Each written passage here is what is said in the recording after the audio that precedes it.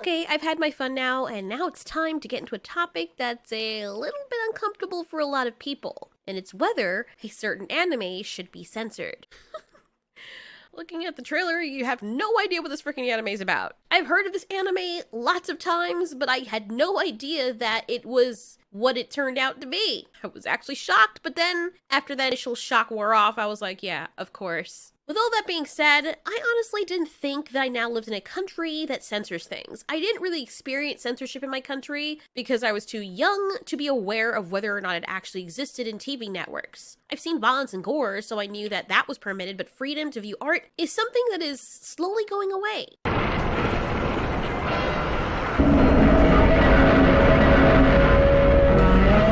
One thing that I love about animation is the freedom to tell stories the way they're meant to be told, no matter what they are, and you're not putting people directly in danger. You see, a lot of people would probably want to bring up the cutie situation, and it's not bad that the woman who came up with the movie was trying to do this. It's the fact that she used actual children, real children. That's why people took an issue with it, or at least that's what I think. But now I'm not so sure, because there are some people, some of the same people I have noticed, that take an issue with anime girls being oven baked at the highest setting. You know that awful word that you can't say on YouTube when someone shoves their bread inside your oven and you didn't want your oven to be opened? Your oven wasn't even on in the first place? My word for that's gonna be skoon. That's right, skoon. You guys think I'm playing. My partner knows I have special words for everything, even body parts. Every body part has their own personality, name, and identity.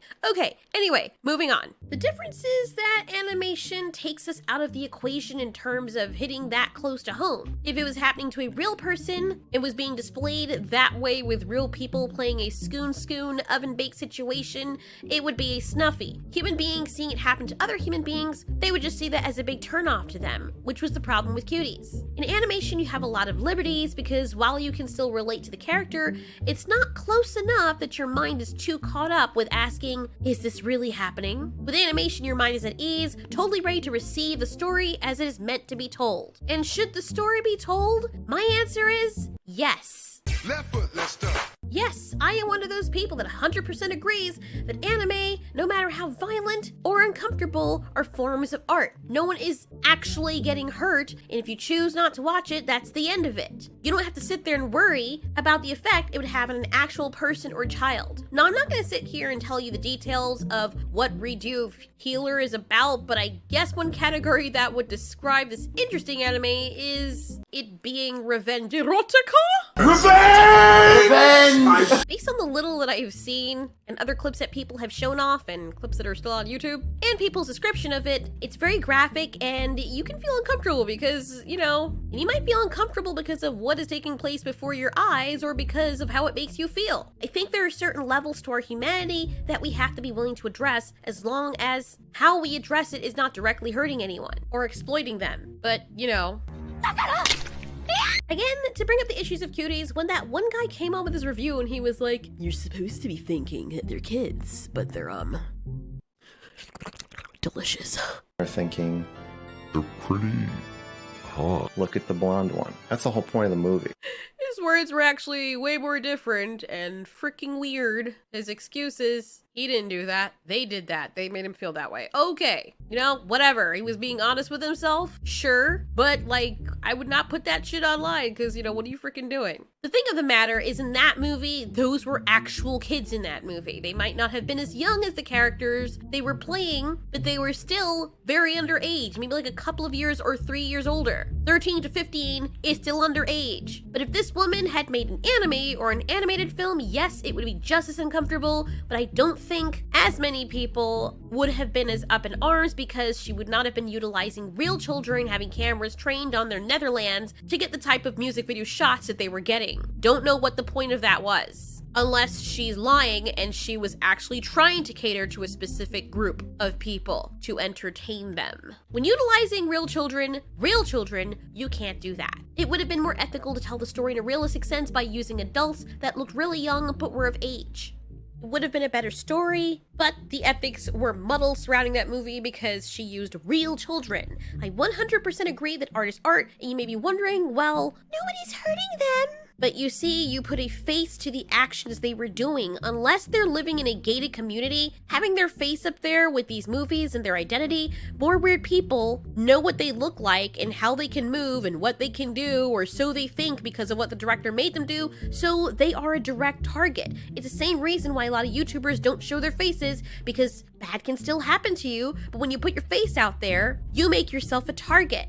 Now, people can still identify you on the street, and based on what they've seen you do on your channel, some people would have more of a motivation to approach you or do shit they wouldn't ordinarily do to some stranger they've never met or seen before. In anime and animated films, there are no face of these characters. Humans are playing the voices of the actors, but the actions aren't happening to them. They're telling a story, and for this specific type of story, the safest medium is animation. People getting all bent out of shape forgot that in all the era dating back to caveman days, people drew pictures of the most grotesque things. I've seen art in some of these cathedrals with people gutting people and things heads being chopped off and women having sheets of skin flowing like an ocean current through their hot, dry caverns, but maybe people forgot about those. There are instances of furry skoon that people upload to special sites. And I swear to goodness, there are these big animals or hulking people with massive undercarriage spatulas spooking women or men in their anti-gravity tunnels in a way that you know that if that happened in real life, that person would be torn in half. That's totally fine.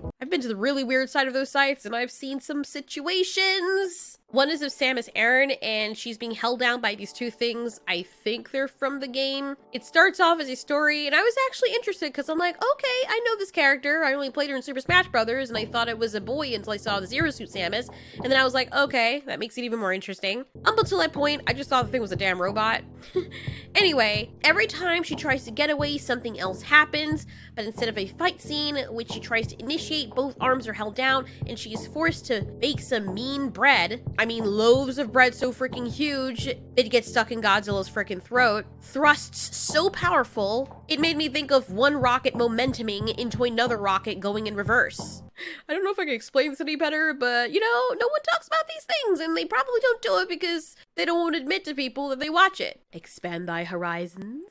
But for people like this poster on Reddit who take to insulting people who actually want to watch it and who defend its right to be up there, it seems to be affecting their life way more than it should. Of course, it's not that you can't criticize the anime, of course you should, but I think since it's an animation, it's not actually happening to real people, being as it is, we should be talking about the ethics of what's actually happening. Maybe that was the purpose for the story, or maybe it wasn't.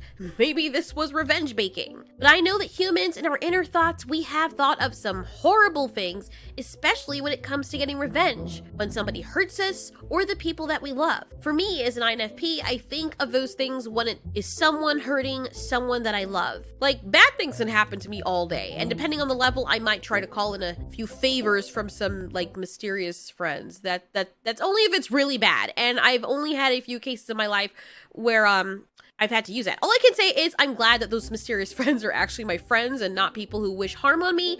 Thank goodness, because, woo! Anyways, most of the time, it's just people being assholes, and I'm like, okay, I can either humor them, respond to them, ignore them, give them an answer, a debate, or if they're just really extra creepy, block them. Then they can make another account, and then I can block that one again. I do have a life outside the internet, and I do have a mother who is going through a rough patch, and so most of my time in my life is going to be dedicated to trying to make life better for my parents so they can be comfortable. But it is human to have those thoughts and to want revenge. People have different ideas of what revenge is, and it also depends on the kind of crime that was committed towards you. I'm going to tell you something, and some of you might look at me different, but weird artsy people like me have a very crazy side that a lot of people don't know about, and 95% of it exists in our imagination, which I honestly would guess is most people, but I could be wrong. You may see it trickle out sometimes, but we don't show the full side of it unless it's people that we trust. Most of my darkness comes out in the stories that I write and in the movies I create in my head. Okay,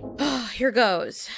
So, most of the time, and in most of my stories, I'm another creature. It doesn't make me a furry, I think. But I think because I love animals so much, their lives seem a lot more interesting than human lives. I have told stories utilizing humans, but most of my stories are from an animal perspective, hence my POVs. And when I write my stories on my characters, I feel exactly what they're feeling, whether they're villains or heroes. One of the stories I wrote a long time ago, it was about something called a Bladetron. A large wolf that has a blade or like spiky blades that would come out of its back, and it would spin utilizing its body, curling it up so the blades would be on the outside from the base of the neck to the base of the tail, and it would spin like a wheel like Sonic and use it to cut things in half. You can see me doodling or sketching it right now. I know, I'm horrible at sketching. Didn't say I was an expert. Okay, anyway, you can skip past the story if you go to the player head. On the video, you can see that I have chapters and this one's called Story. I'm going to try and shorten the story by paraphrasing it, because it's actually much longer because of all the detail, but this is the shortish version. So it starts off with me being a male human who fell into this portal, but he couldn't exist as a human there. So he was transformed or in existence as one of these Bladetrons or Razor Wolves. Looking back at it now, I think Razor Wolves would probably have been a nicer name, but I'll just use Razor Wolves for the sake of this, so it's not confusing. So he fell in love with another Razor Wolf and they had a batch of pups. Some of them were preyed on by other strange-ass creatures I'm not going to get into detail about. Others fell ill until they had 2 puppies left.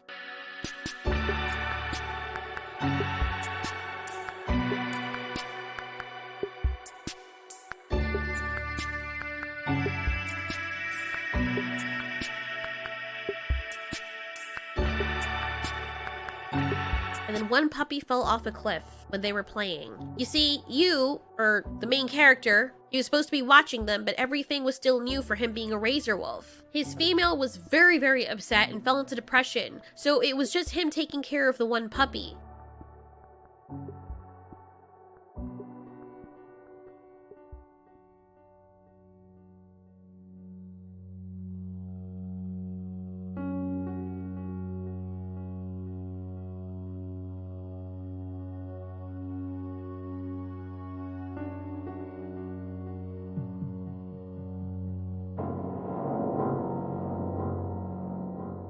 One day, the puppy got lost, and of course, the female lost her shit and attacked the guy. By this time, he starts to feel the effects of being an animal, but he still has human thoughts, and one of those thoughts that Razor Wolves or animals in this dimension would never think of is to tie one of their own kind with a rope or a vine and attach it to a tree. He struggles to make a leash by looping a vine and slipping it over the head of his mate. The vine was so thick that her blades could not cut it. She was crazy and depressed because she thought that her last puppy was dead, and it was the only way he could get her to calm down. She snarled and pulled at the leash, but he was confident that at least she would stay put long enough for him to get away and try to look for their last remaining puppy. He finally found the puppy some distance away. Apparently the puppy had been exploring while taking a nap, and a predator ran after it and scared it under a bush of thorns, and he was so happy that he found the puppy. He knows this would make his female so happy, their last and only baby. The puppy doesn't have any blades on its back yet because it's still an infant, but it has this long bone on the vertebra that the blades would grow out of.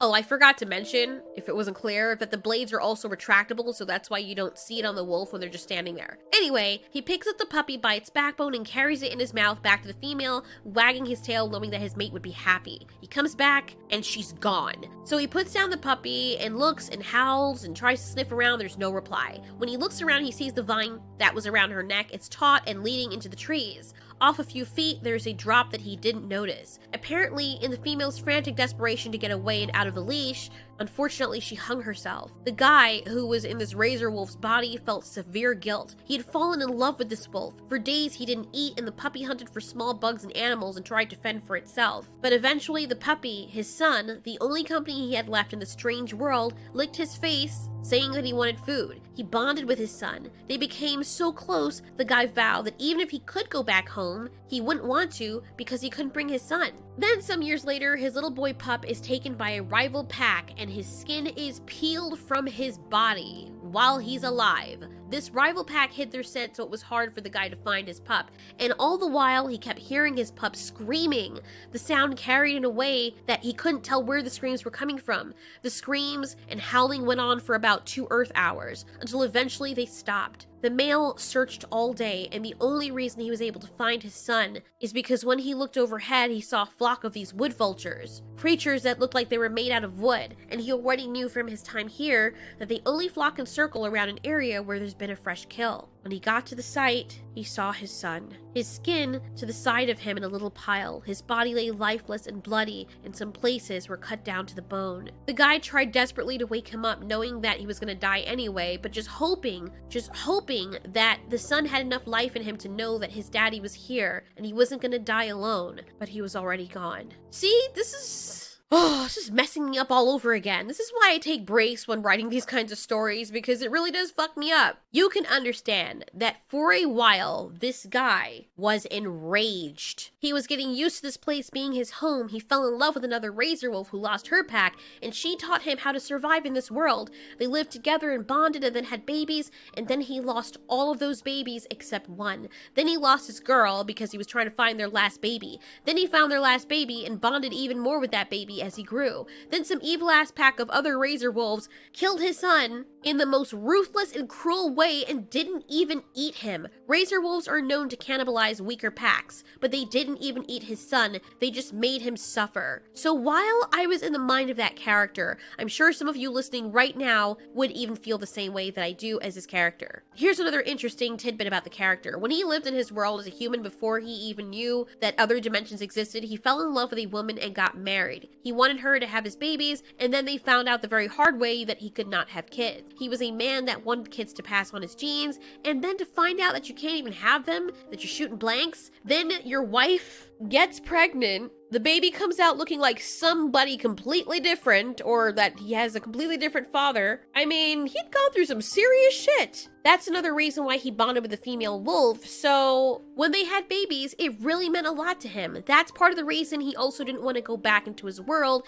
if he could. And then this happens to his only son. So yeah, when I played his character, or wrote his character, and then later on I found the children of that rival wolf leader, my character did the same to his oldest pup and worse, and made that leader watch. I would never do that in real life, but as that character, I wanted to fuck everybody in that pack up, and I left him for last. After I finished that story, which did not have a very happy ending, that was basically the ending, him getting revenge, and then another pack of razor wolves following him in the distance. It was left open-ended because the other packs, you know, they cannibalize members of other packs, especially if they're alone. So if you were to read it, you don't know what's going to happen to him. And at that point, he sits down with his back to them, looking over a cliff into the distance. And it seems as though he's going to accept his fate because of all the pain he suffered in his life and his previous one. I was so broken up by that story, I couldn't write for a freaking month. Even now, it stays with me. I felt his emotions. I felt his pain.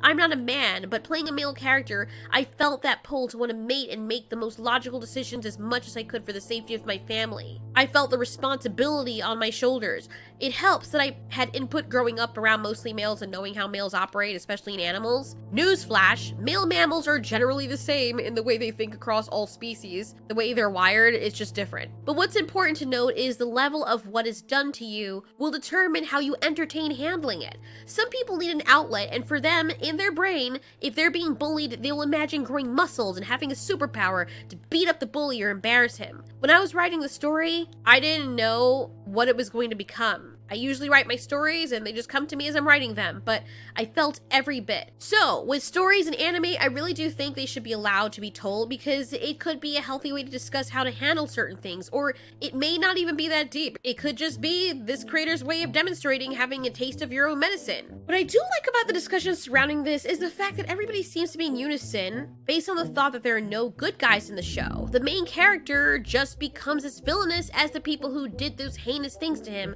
just like I became the villain in my story as a razor wolf. I don't think that this animation should be censored at all. It's an anime, and for the people who are just now finding this, apparently they're very new to the anime world because there is some shit out there that has been in existence for as long as I can remember. There are way more anime out there like this than you know, and it really says something about us as a society and Western culture if the Japanese can handle it, but we can't. You don't have to watch it, it's not hurting anyone. But what's more, you can have a discussion about how it makes you feel, or whether or not it's right, or the ethics of it. If I was an ethics teacher, this is one of the topics I would bring up. At what point is it okay? Does it make you a bad person? Do exactly to the person that they did to you? There is also a difference between acting it out in your mind and actually doing the action. Who is the villain? The person who made the story, or the person who was actually playing out the characters that the person wrote for him to play out? Sometimes it's okay to be the villain, and I think it's more important for us to note that all of us are not heroes most of the time. A lot of the time,